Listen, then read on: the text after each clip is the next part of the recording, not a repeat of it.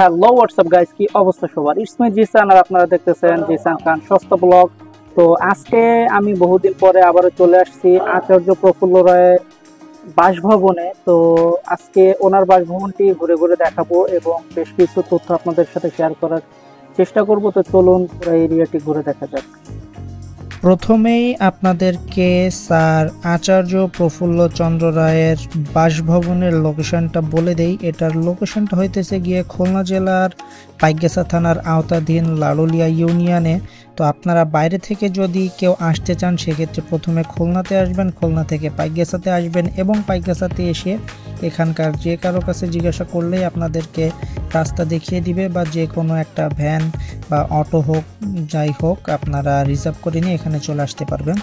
তো আমরা এখানে এসে দেখি যে এখানে ডেকোরেশনের কাজ চলতেছে। তো এটা কেন হইতেছে আমরা জানতাম না। তো এখানকার বেশ কিছু প্রতিনিধির সাথে কথা বলে আমরা জানতে পারলাম যে 2রা আগস্ট হইতেছে গিয়ে স্যার আচার্য প্রফুল্ল চন্দ্র রায়ের জন্মদিন, যে কারণে এখানে এভাবে সাজানো হইতেছে। তো এটা জানার পরে আমরা অপোজিট সাইডের দিকটাতে চলে গেছিলাম যে আসলে এখানে কি কি আছে বা ওনার এই বাসভবনটির আসলে অবস্থা কেমন। আমরা এখানকার একটা কর্মকর্তার সাথে কথা বলে জানতে পারলাম যে এই বাসভবনটির বয়স ইতোমধ্যেই 300 বছরের উপরে পেরিয়ে গেছে। তো চলুন দেখা যাক ওনার বাসভবনের কি অবস্থা। দেখলাম সেটা হইতেছে গিয়ে এই যে জোড়া খুঁটিগুলো, যেটা দেখতে আসলেই অনেক সুন্দর দেখা যায়।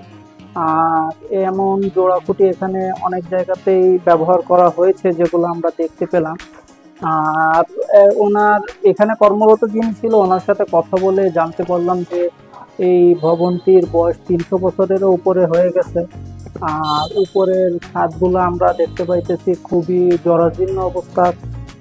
এগুলো আসলে সংস্কার করার মতো আসলে হয়ে গেছে। তো চলুন আজকে দিন আমরা পিছনের দিকটাতে যাই, যে দেখি সে দিকটাতে আসলে কি কি আছে আর কি অবস্থা।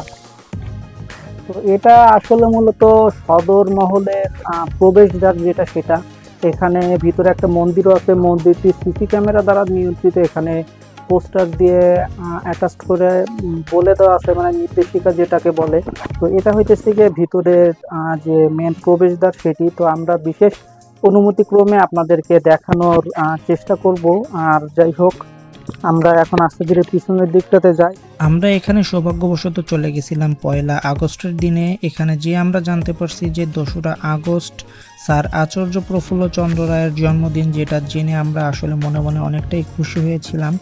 আস্তে আস্তে আমরা আগাইতেছিলাম পিছনের দিকটাতে এবং ভিডিও করে নিতেছিলাম পুরো এরিয়াটির। আর এখানকার একটা জিনিস যেটা দেখে আমার নিজের কাছে অনেকটা ভালো লাগছে, সেটা হইতেছে গিয়ে যে প্রাচীনকালের যে ঘর বাড়িগুলো থাকে এটা আসলে একতলার উচ্চতাই হয় দোতলার সমান। তো এই যে পুরা বিল্ডিংটা আপনারা দেখতে পাইতেছেন আমার হাতের ডান সাইডে, এই বিল্ডিংটা আসলে অনেক উঁচা। এবং আমরা যতদূর জানতে পারছি এই বিল্ডিংয়ের দোতলায় বসে স্যার আচার্য প্রফুল্ল চন্দ্র রায় গবেষণা করতেন। আর এটা হইতেছে গিয়ে সদর মহলের অন্তর্ভুক্ত। এটা সদর মহলের পিছন সাইড। আর এই দিকটাতে বেশ কিছু সাইড ভেঙেও পড়ছে, যেহেতু আগেই বলছি যে এই এরিয়াটির বয়স আসলে 300 বছরের ঊর্ধ্বে হয়ে গেছে। আর এর পেছন সাইডে ছিল হইতেছে গিয়ে অন্দরমহল, মানে যেখানে মহিলাদের বসবাস ছিল বা মহিলারা থাকতো এই সাইডটাতে।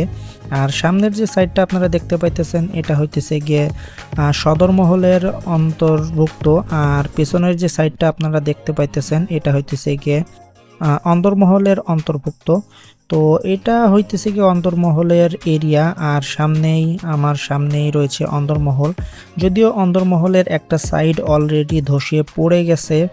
আর সামনে এই যে একটা নোটিশ বোর্ড দেখতে পাইতেছেন, মানে এটা পাথরের উপরে খোদাই করে লেখা যদিও। তো যাই হোক, এখানে এই বিল্ডিং সম্পর্কে অনেক বিবরণ দেওয়া আছে, যদিও আপনারা বুঝতে পারবেন কিনা সেভাবে জানি না, কারণ এখানে অনেক দুষ্টু পোলাপান এসে এই জায়গাটা পুরো নষ্ট করে ফেলছে। আমি পার্সোনালি এই জায়গাটিতে অনেকবার আসছি, যদিও এই অন্দরমহলটি এখন ধ্বংসস্তূপে পরিণত হয়েছে। তবে এখান থেকে কিছু বছর আগেও এই জায়গাটি আসলে এমন ছিল না। আর এখানকার প্রতিটা দেওয়ালের গায়ে এমন ছোট ছোট খোপ খোপ করা আছে। এই খোপগুলোর ভেতরে যে টেমিগুলা ছিল ওই সময়কার, ওই টেমিগুলার মাধ্যমে আগুনের ব্যবস্থা করা হইতো, মানে আলোর ব্যবস্থা করা হইতো, কারণ ওই সময়তে তো আর কারেন্ট ছিল না। কারেন্ট আসছে তারও অনেক অনেক পরে। এই বিল্ডিংগুলো যখন তৈরি করা হয়েছে তার বহু সময় বাদে কারেন্ট আবিষ্কার হয়েছে, তখন কারেন্ট আবিষ্কারই হয় নাই। তো যাই হোক, এই অন্দরমহলটি এখন ধ্বংসস্তূপে পরিণত হয়েছে, তবে এর বেশ কিছু জায়গা বা বেশ কিছু সাইড এখনো দাঁড়িয়ে আছে যেগুলো দেখতে আসলেই অনেক সুন্দর লাগে। তবে আমি নিজে সবসময় পার্সোনালি একটা জিনিস চিন্তা করি, সেটা হইতেছে গিয়ে যে এই 2025 সালে এসে যদি এই জায়গার অবস্থাটি আসলে এমন হয়, তো এখান থেকে 300 বছর আগে আসলে এই জায়গাটির অবস্থা কেমন ছিল। যদিও তখন হয়তোবা এখানে এই পরিমাণ গাছপালা ছিল না, তো সেই সময়গুলোতে তো এখানে আর আধুনিকতার ছোঁয়া লাগে নাই। তো ওনাদের জীবনযাত্রা আসলে কেমন ছিল, আর এই জায়গাটা আসলে দিনের বেলা দেখতেই অনেকটা হন্টেড লাগে বা অনেকটা ভয়ঙ্কর লাগে। বর্তমানে এখানকার জনসংখ্যা বাড়ছে, এই জায়গার সামনে দিয়ে একটা মেন সড়ক চলে গেছে, তারপরেও এই জায়গাটা আসলে এতটা নিরিবিলি। তো ওই সময়টাতে মানে এখান থেকে 300 বছর আগের ওই সময়টাতে আসলে এখানকার পরিবেশটা কেমন ছিল একটু কল্পনা করে দেখুন। তো যাই হোক, আমি দেখলাম যে এখানকার সিঁড়ির নিচে অনেক বড় একটা ফাঁকা জায়গা আছে, তো আপনাদেরকে দেখানোর উদ্দেশ্যে আমি সেটারও একটা ভিউ নিয়েছিলাম। এদিকটা দিয়ে একটু সামনে এসে দেখি যে সামনের রুমের পুরা ছাদটা ধসে নিচে পড়ে গেছে এবং নিচ থেকেই পুরা উপরের যে ছাদটা আছে মানে 3 তলার যে ছাদটা সেটা দেখা যায়। তো যাই হোক, আমি এই দিকটার ভিউগুলো নেওয়া হয়ে গেলে আস্তে ধীরে চলে গেছিলাম সামনের দিকটাতে, মানে যে দিকটাতে সদরমহল। আর সদরমহলের ভেতরেই আগেই বলছি যে একটা মন্দির আছে, তো ওই মন্দিরটার ভেতরে ঢুকতে অবশ্যই আমার এখানকার কর্মকর্তার পারমিশন নেওয়া লাগছে, কারণ আপনারা আগেই দেখছেন যে এখানকার মেন যে সদরমহলের দরজাটি ছিল সেটি বন্ধ ছিল। জগৎখ্যাত বিজ্ঞানী আচার্য প্রফুল্লচন্দ্র রায়ের 161তম জন্মবার্ষিকী 2022 সালে আসলে উদযাপন করা হয়েছে উপজেলা প্রশাসন পাইকগাছা খুলনা। আর এখানে ওনার বাসভবন বা ওনার যে বাদবাকি ক্রিয়া প্রতিষ্ঠানগুলো ছিল বা ওনার একটা কলেজও আছে এখানে, যেটি আপনার হচ্ছে গিয়ে RKBK হরিশ্চন্দ্র কলেজিয়েট স্কুল নামে পরিচিত। আর এইদিকে ওনার এই যে বেঙ্গল কেমিক্যাল যে একটা ইনস্টিটিউট ছিল সেটার একটা আছে, তারপরে যে রাউলি সেন্টার কোঅপারেটিভ ব্যাংক লিমিটেড, তারপরে ওনার সাথে ওই সময়কার যত মানে বৈজ্ঞানিকরা কাজ করতো বা রিসার্চের আওতাধীন ছিল সেগুলো হচ্ছে গিয়ে এখানে বেশ কিছু ছবি শেয়ার করা হয়েছে, তো আপনারা এখানে সেগুলো দেখতে পাবেন।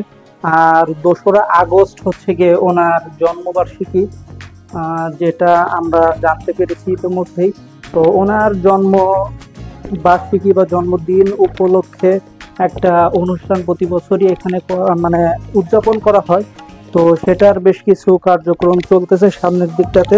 আমরা এখন আস্তে ধীরে সেই দিকটাতে যাব, সেই দিকটা দেখার চেষ্টা করব বা আপনাদেরকে দেখানোর চেষ্টা করব। সেই দিকটাতে বেশ কিছু রুম রয়েছে যেখানে বর্তমানে যারা এখানে বসবাস করতেছে তাদের বসবাসের জন্য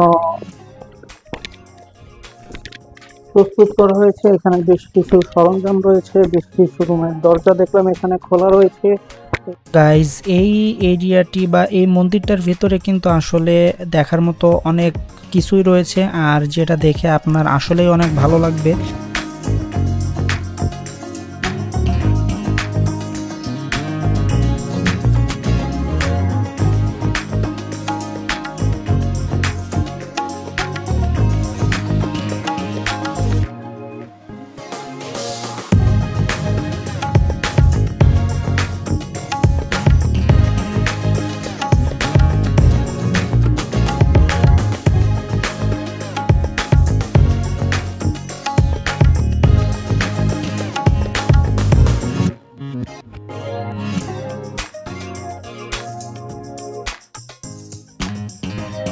ইতোমধ্যেই এখানকার একজন কর্মকর্তার সাথে কথা বলে আমরা বেশ কিছু তথ্য পেয়েছিলাম, যেটাই এত সময় আপনাদের সাথে আমরা শেয়ার করতেছিলাম। তো চলুন এখন সরাসরি তার মুখ থেকেই শুনে আসা যাক।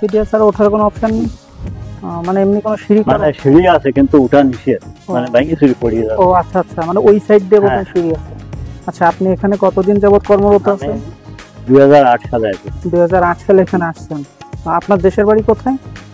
সাগরদাড়ি। সাগরদাড়ি। তাহলে তো অনেকদিন যাবত, যেহেতু আপনি এখানে 18 বছর এখানে আছেন। তো এখানকার বিষয়ে যদি আমাদেরকে কিছু তথ্য দিতেন। আর এখানে তো দেখা যাচ্ছে কি এই বাড়িটা জি। মানে আপনার 95 সালে উদ্ধার হয়েছে। 1995 সালে, তার আগে এইবার এটা মনে অপরিত্যক্ত ছিল যেটা বাংলার। জি এখন তার পরবর্তীতে 95 সালে আমাদের ডিপার্টমেন্ট গ্রহণ করে। জি এখন নুরুল আখতার এমপি পাইকগাছা উনি 97 সালে এই বাড়িটা উদ্বোধন করে, ওইটা কিছুটা সংস্কার করে। আচ্ছা তারপরে থেকে এখন আমাদের হচ্ছে সাংস্কৃতিক মন্ত্রণালয়ের আন্ডারে প্রত্নতত্ত্ব অধিদপ্তর, আচ্ছা আমি সেই আন্ডারে আছি। বুঝতে পারছি।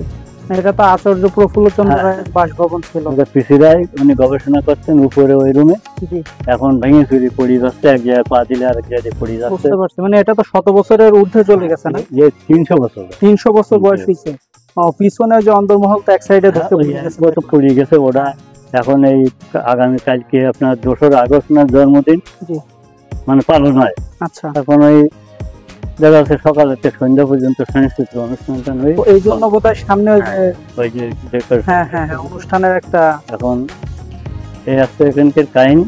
এখন পরবর্তী এখানে 18 বিঘে জমি আছে, আমাদের আন্ডারে আছে 4 বিঘে। আচ্ছা। এটা এখন মামলা চলছে একজন।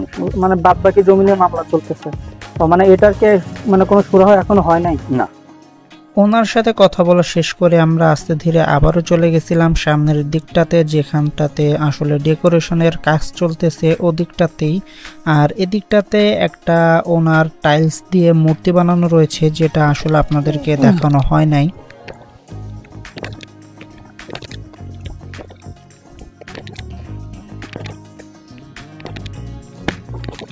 ভাই এই জায়গা কি মেন স্টেজ কি এই জায়গা? এই জায়গায় কি মানে মূলত কিসের জন্য এটা? বুঝতে পারছি, 2 আগস্ট। তো সামনের দিকটাতে একটু ঘোরাঘুরি করে আপনাদেরকে দেখানোর জন্য একটু ভিডিও করে নিয়ে আমি আস্তে ধীরে চলে গেছিলাম। ওনার যে টাইলস দিয়ে মূর্তি অথবা ছবি যেটাই বলেন একটা বানানো আছে এইদিকে, ওটা দেখাইতে আপনাদেরকে ভুলে গেছিলাম। যদিও এই শটটা আমার সবার শেষে নেওয়া, এজন্যই সবার শেষে এটা শেয়ার করা হলো আপনাদের সাথে। তো যাই হোক গাইজ, আজকের ভিডিও এতটুকুই। দেখা হবে নেক্সট ভিডিওতে। তত সময়ের জন্য ভালো থাকুন, সুস্থ থাকুন, আল্লাহ হাফেজ।